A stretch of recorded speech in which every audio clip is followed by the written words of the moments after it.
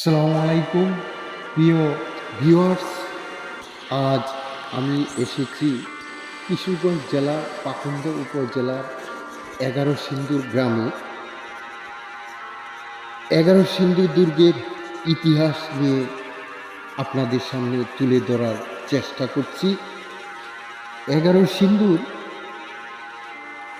বর্তমান কিশোরগঞ্জ জেলা পাকুন্দ উপজেলার একটি গ্রাম, যা ব্রহ্মপুত্র নদীর পূর্ব তীরে অবস্থিত।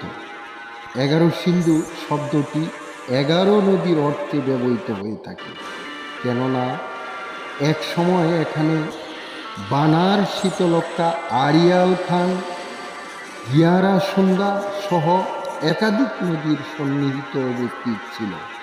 প্রায় 1000 খ্রিস্টপূর্বে থেকে ইগার সিন্দুরে বসতি গড়ে উঠে প্রমাণ মিলে। এখানে পাওয়া গেছে রূপা মুদ্রা, লোহার কর্মসমান, খুঁটি, ধনুক, ভান ইত্যাদি। 8ম শতাব্দীতে এখানে নদী বন্দর গড়ে ওঠে, যেখানে সামুদ্রিক বাণিজ্যের পারস্য, রোমান সহ বিভিন্ন অঞ্চল জড়িত ছিল। 1338 সালে ফখরুদ্দিন মুবারক শাহ এই অঞ্চল দখল করেন।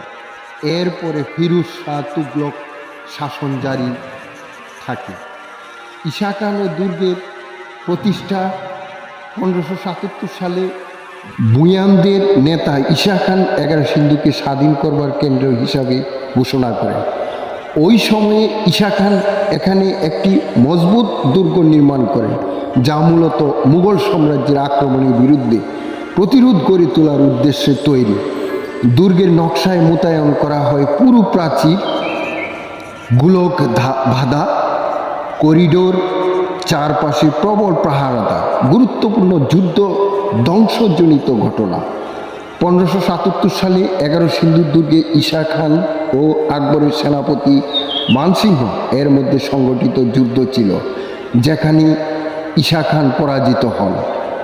1638 সালে সম্রাট শাহজাহানের শাসনামলে 11 সিন্ধু মুঘল বাহিনীর দ্বারা আক্রমণে ধ্বংস করা হয়। দুর্গের স্থাপত্য ও বর্তমান অবস্থা। দুর্গের ধ্বংসাবশেষে আজও দেখা যায় পুরু ইটের প্রাচীন গোলাকার বীজ ও মাটির বাঁধন বাঁধা করিডোরের ছাপ। প্রাচীন কেল্লার অদূরে 1680 খ্রিস্টাব্দ সালের শাহ মসজিদ, সাদি মসজিদ ও পুরাতন সমাধি ক্ষেত্র অবশিষ্ট রয়ে গেছে, যা ব্রিটিশ পূর্ণ তদন্তে ঐতিহাসিক সাইট হিসাবে সংরক্ষিত রয়েছে।